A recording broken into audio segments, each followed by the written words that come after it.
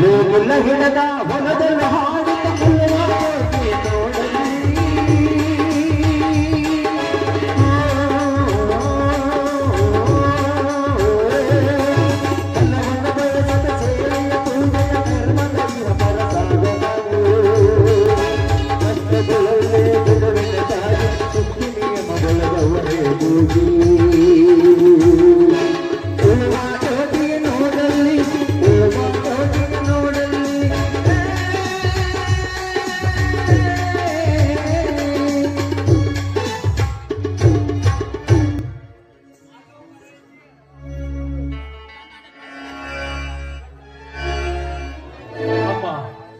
ಭೂಮಾತೆ, ನಿನ್ನೆ ನಂಬಿ ಬರೆದುತ್ತಿರುವನು ಈ ಧರ್ಮರಾಜ.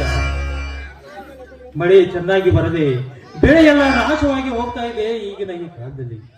ನಿನ್ನನ್ನೇ ನಂಬಿ ಬದುಕುತ್ತಿರುವ ಈ ರೈತರ ಬಾಳು ಗೋಳಾಗ್ತಾ ಇದೆ. ರೈತ ಸಾಲ ಸೂಲ ಮಾಡಿ ಭೂತಾಯಿಯ ಉಡಿ ತುಂಬಿದರೆ ಮಳೆ ಇಲ್ಲದೆ ಬೆಳೆಯೆಲ್ಲ ಬತ್ತಿ ಹೋಗ್ತಾ ಇದೆ. ಆದ್ರೆ ಹೀಗೆ ಆದ್ರೆ ರೈತ ಹೇಗ್ ಬದುಕಬೇಕು ತಾಯಿ? ಹೇಗ್ ಬೆಳೆಸಬೇಕು? ಹೊಲದಲ್ಲಿ ಬಿದ್ದ ಬೀಜ ಗೊಬ್ಬರ ಎಲ್ಲವೂ ಹಾಳಾಗಿ ಹೋಗ್ತಾ ಇದೆ. ನಿನ್ನನ್ನೇ ನಂಬಿ ಬದುಕುತ್ತಿರುವ ಈ ರೈತರನ್ನ ಬದುಕಿಸ ತಾಯಿ, ಬದುಕಿಸು. ಈ ರೈತನ ಬಾಳನ್ನ ಬಂಗಾರದ ಬೆಳಕಾಗಿ ಮಾಡು ತಾಯಿ, ಬಂಗಾರದ ಬೆಳಕಾಗಿ ಮಾಡು. ನಿನಗೆ ಶಿರವಟ್ಟಿ ಬೇಡಿಕೊಳ್ಳು.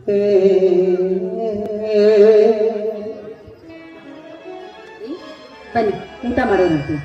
ಭಾರತ ಯಾಕೋ ಬರುವುದು ತಡವಾಯ್ತಲ್ಲ? ಯಾಕೆ ನಿಮ್ಮ ಕಣ್ಣಲ್ಲಿ ನೀರು? ರತ್ನ, ರೈತ ಸಾಲ ಸೂಲ ಮಾಡಿ ಬೆಳೆ ಬೆಳಿತಾನೆ. ಮಳೆ ಬಂದ್ರೆ ಬೆಳೆ ಚೆನ್ನಾಗಿನೇ ಬರುತ್ತೆ.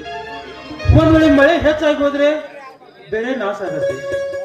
ಮಳೆ ಬರದೇ ಇದ್ರೂ ಕೂಡ ಬೆಳೆ ನಾಶವಾಗಿ ಹೋಗುತ್ತೆ. ಹೀಗಾಗಿದೆ ರತ್ನ ಈ ರೈತರ ಪರಿಸ್ಥಿತಿ, ಈ ನಿನ್ನ ಧರ್ಮರಾಜನ ಪರಿಸ್ಥಿತಿ. ಈ ಭೂತಾಯಿ ಮಡಿಲು ತುಂಬುವುದು ಈ ರೈತರ ಕರ್ತವ್ಯ. ಆದ್ರೆ ಬೆಳೆದ ಬೆಳೆಯನ್ನು ತಿನ್ನುವ ಪ್ರತಿಯೊಬ್ಬರ ಹೆಸರನ್ನು ಅನ್ನದ ಮೇಲೆ ಬರೆದಿರುತ್ತಾನೆ ಆ ದೇವರು. ಹೌದು ರತ್ನ, ನೀನು ಹೇಳುವುದು ನಿಜ. ಊರಿಗೆ ಇಲ್ಲಿ 3 ತಾಳ ಇರುತ್ತೆ. ಒಂದೊಂದು ತಾಳಿಗೂ ಒಂದೊಂದು ಕಥೆ ಇದೆ ರತ್ನ. ಮೊದಲನೇ ತಾಳನ್ನ ಬಡ ಭಕ್ತರಿಗೆ ಹಂಚು ಅಂತ ಹೇಳ್ತಾರೆ. 2ನೇ ತಾಳನ್ನ ಹಕ್ಕಿ ಪಕ್ಷಿಗಳಿಗೆ ಹಂಚು ಅಂತ ಹೇಳ್ತಾರೆ. ಇನ್ನು ಉಳಿದಿರೋದು ಒಂದೇ ಒಂದು ತಾಳು, ಅದು ನಮಗಾಗಿ. ರತ್ನ, ಸಕಲ 84 ಲಕ್ಷಗಳ ಜೀವರಾಶಿಗಳಿಗೆಲ್ಲರಿಗೂ ಈ ಪ್ರಕೃತಿ. ಸರಿ ಸರಿ, ತುಂಬಾ ಹೊತ್ತಾಗಿದೆ, ಬನ್ನಿ ಮೊದಲು ಊಟ ಮಾಡೋರಂತೆ. ಸರಿ, ನಂದು ತುಂಬಾ ಹೊಟ್ಟೆ ಹಸ್ತಾ ಇದೆ, ನಡಿ ಊಟ ಕೊಡಿ. ಹಾ, ನೀನು ಊಟ ಮಾಡಿದೀಯಾ? ನಾನು ಊಟ ಮನೇಲಿ ಆಯ್ತು. ರತ್ನ, ನಾನು ನಿನ್ ಗಂಡ ಕಣೆ. ನೀನ್ ಊಟ ಮಾಡಿದೀಯೋ ಇಲ್ವೋ ಅಂತ ನನಗೆ ಚೆನ್ನಾಗಿ ಗೊತ್ತು. ಸುಳ್ಳು ಹೇಳಿದ್ರು ನಂಬುವಾಗಿ ಹೇಳ್ಬೇಕು ರತ್ನ.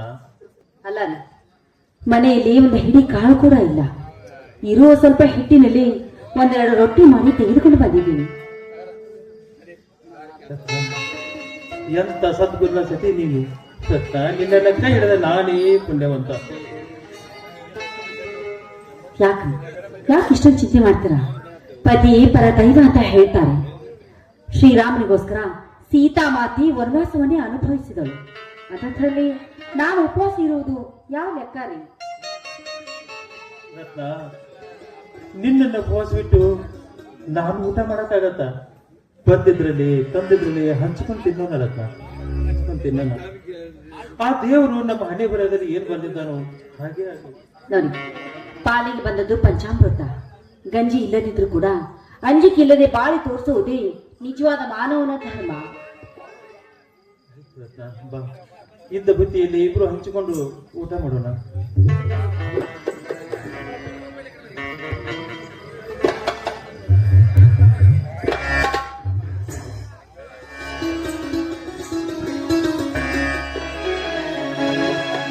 ಬಡವನಾದರೆ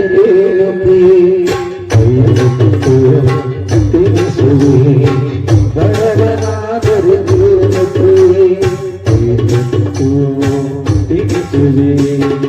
ಎದೆಯ ತುಳ್ಳ ಒತ್ತಿಕೊಳ್ಳು ಮುಂದೆ ಮಳೆಯ ಸುರಿಸುವೆ.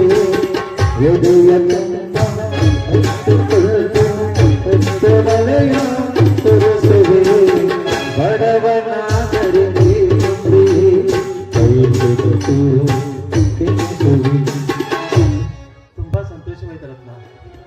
ಹೊಟ್ಟಿಗೆ ಅನ್ನ ಸಿಕ್ಕರೆ ಆಗೋ ಸಂತೋಷಕ್ಕಿಂತ ಬೇರೆ ಸಂತೋಷ ಯಾವುದೂ ಇಲ್ಲ ಬಡವನಿಗೆ.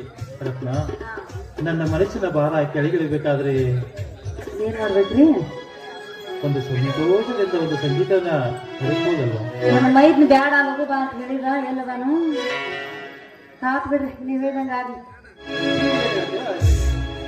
ಜೊತೆಯಾಗಿ ಹಿತವಾಗಿ ಸೇರಿ ನಡೆವ ಸೇರಿ ನುಡುವ ನನ್ನ ಬದುಕಲ್ಲಿ ಎದ್ದು ಬೆಳಕಾಗಿರು, ನನ್ನ ಉಸಿರಲ್ಲಿ ಎದ್ದು ಉಸಿರಾಗಿರು, ಯುಗ ಬಿಡಲಾರೆ ನಾಳೆಂದಿಗೂ.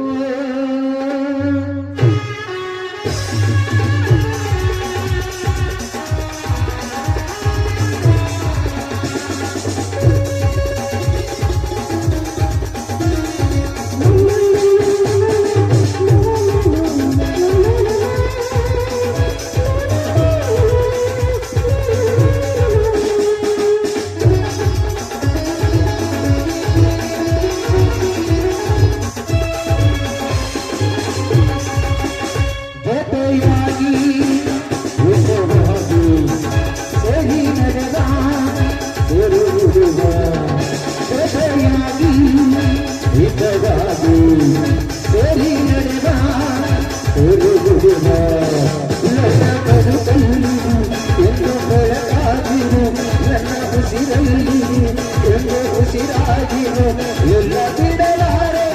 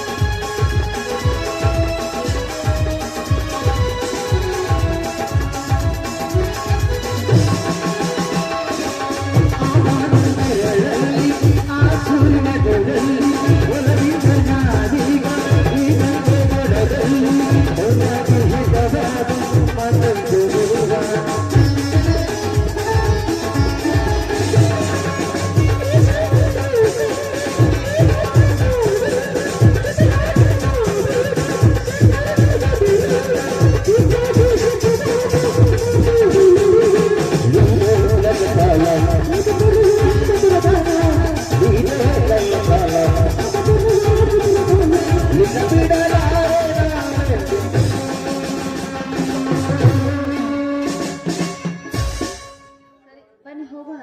ನಡೆಯಲ್ಲ, ಹೋಗೋಣ.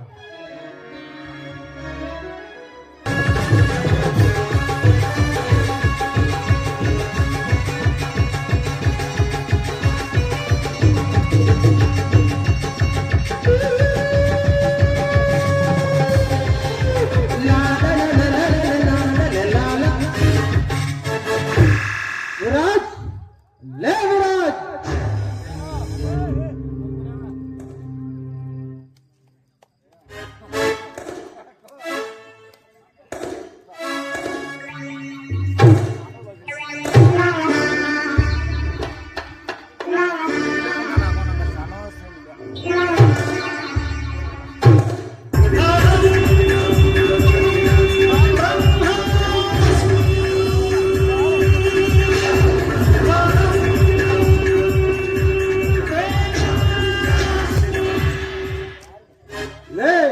ಈ ಅರಸನ ಮನೆಗೆ ಬಂದು ಲೇ ವಿರಾಜ್ ಎಂದು ಕೂಗುವ ವ್ಯಕ್ತಿ ಯಾರಲ್ಲೇ ನೀನು?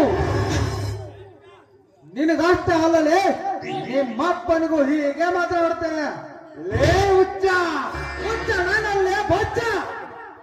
ನಿಮ್ಮಂತ ನೋವಂತಿಕರನ್ನು ಕೊಚ್ಚಿಕೊಳ್ಳುವ ಒಂದು ಸರ್ಪ, ಘಟ ಸರ್ಪ, ಘಟ ಸರ್ಪ.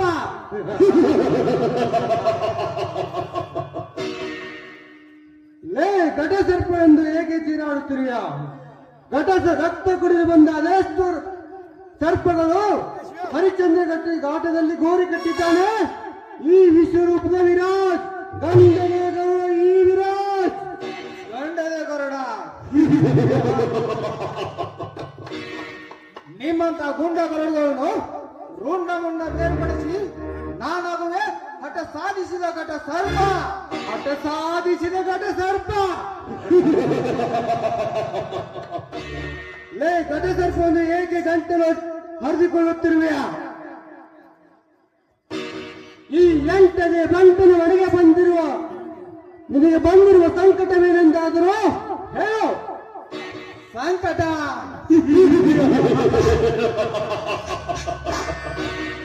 ಸಂಕಟ ಬಂದಾಗ ವೆಂಕಟರಮಣ ಅನ್ನುವ ನೀ ಯಾವ ಸೀಮೆ ಬಂಟನೇ? ನೋಡು, ನನ್ನ ಬಲಗೈ ಬಂಟನಾದ ಬದ್ರಿಯನ್ನು ಕಿಡ್ನಾಪ್ ಮಾಡಿಕೊಂಡು ಬಂದ್ರೆ ಆ ಬದ್ರಿಯನ್ನು ಬಿಟ್ಟರೆ ಸರಿ, ಇಲ್ಲವಾದರೆ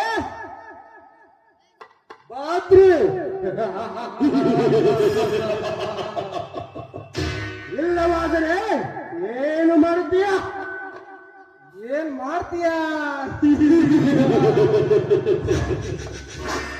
ಈ ನನ್ನ ತಲವಾರಿಂದ ನಿನ್ನ ತಲೆ ತೆಗೆದುಕೊಂಡು ಮಾಡಿದೆ, ಬಟ್ ತಲೆ ಬಿಟ್ಟು ನಿನ್ನ ಪ್ರಾಣ ತೆಗಿತೀನಿ. Mind it. ಪ್ರಾಣ ಅದು ಸಾಕ್ಷಾತ್ ಕೈಲಾಸದ ಪರಶಿವನಿಗೂ ಸಾಧ್ಯವಿಲ್ಲ. ಅಂತದ್ರಾಗೆ ನೀನೊಬ್ಬ ನರರೂಪದ ಮಾನವ, ಅದು ನಿನ್ನ ಕೈಯಿಂದ ಸಾಧ್ಯವಿಲ್ಲ. ಸೋಮನೆಯಿಂದ ಹೊರಟು ಹೋಗು ಮಾನವ.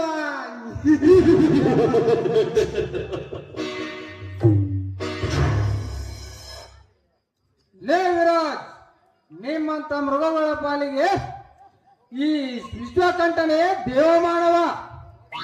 ಈ ವಿಶ್ವಕಂಠ ಕರುಣೆ ತೋರಿಸಿದ್ರೆ ಕಟುಕರಿಗೂ ನೆಮ್ಮದಿ. ಕಣ್ಬಿಟ್ಟು ಕೆರೆಗೆ ನಿಂತರೆ ನಿಮ್ಮಂತ ದುಷ್ಟರ ಸಮಾಧಿ. ಸಮಾಧಿ ಅದು ಈ ವಿಕೃತ ವಿರಾಜನ ಸಮಾಧಿ. ಈ ವಿರಾಜ್ ಸಾಮಾನೆಂದು ತಿಳಿಯಬೇಡ. ಹುಷಾರ್. ಲೇ ವಿರಾಜ್, ಇನ್ನೊಮ್ಮೆ ಲೇ ಎಂದು ಬಗಳಿದರೆ ಎತ್ತು ತಾಯಿ ಬಂದರೂ ಸರಿ. ಹೊತ್ತು ನೋಡದೆ ಈ ನನ್ನ ಕತ್ತಿಯಿಂದ ನಿನ್ನ ಕತ್ತವನ್ನು ಕತ್ತರಿಸಿ ರಕ್ತದ ಕೊಡೆಯಲ್ಲಿ ಹರಿಸುವನು ಈ ವಿಷಕಂಠ. ರಕ್ತ ಅದು ವಿಕೃತ ವಿರಾಜನ ರಕ್ತ. ಈ ವಿರಾಜ್ ಸಾಮಾನ್ಯನೆಂದು ತಿಳಿಯಬೇಡ. ಇವನ ಒಂದು ಹನಿ ರಕ್ತ ಭೂಮಿಗೆ ತಾಗಿದರೆ ನನ್ನಂತ ಸಾವಿರಾರು ರಕ್ತ ಬೀಜಾಸರು ಹುಟ್ಟಿ ಬರುತ್ತಾರೆ ನಿನ್ನ ಸಂಹರಿಸಲು. ಬೀಜಾಸುರ.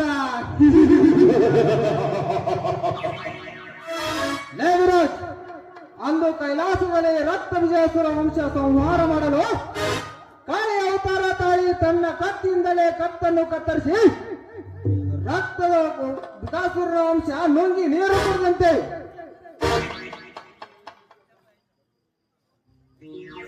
ಇಂದು ಈ ವಿಶ್ವಕಂಠ ಕೋಪಾಗ್ನಿ. ಈ ವಿರಾಜನ ಶರೀರ ವಜ್ರ ಕವಚವಿದ್ದಂತೆ. ಆ ನಿನ್ನ ತುಕ್ಕಿಡಿದ ಕತ್ತಿ ನನ್ನ ಅಂಗಾಂಗದ ಒಂದು ರೋಮವನ್ನು ಕತ್ತರಿಸಲು ಸಾಧ್ಯವಿಲ್ಲ. ಈ ನಿನ್ನ ತುಕ್ಕಿಡಿದ ಕತ್ತಿ ನನ್ನ ಎಕ್ಕಡಕ್ಕೆ ಸಮಾನ. ಲೇ ವಿರಾಜ್, ಇನ್ನೊಮ್ಮೆ ಎತ್ತದಿರು ನನ್ನ ಮುಂದೆ ಕೆಟ್ಟ ನುಡಿಗಳನ್ನು. ಒಂದು ವೇಳೆ ನುಡಿದಿದ್ದಾದರೆ ಬಂತು ಅಂತ ತಿಳಿ ಶತ್ರುನಾಶ ಮಾಡುವ ಅಂತಿಮಾಸ್ತ್ರ, ಅದುವೇ ಸುದರ್ಶನ ಚಕ್ರ. ಲೇ ವಿರಾಜ್,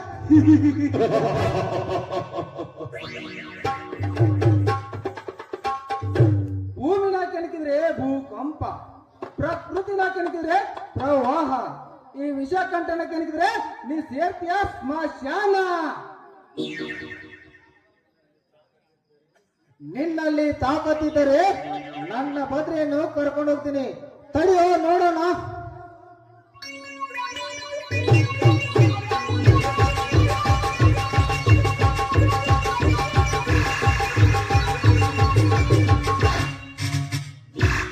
ಲೇ ವಿರಾಜ್, ನನ್ನ ನೆನಪು ಪ್ರತಿದಿನ ನಿನ್ನ ಕನಸಲ್ಲಿ ಮನಸ್ಸಿನಲ್ಲಿ ಕಾಡುತ್ತದೆ. ಅದನ್ನು ಅರಿವಿಸಿಕೊಂಡು ಜೀವನ ಮಾಡು.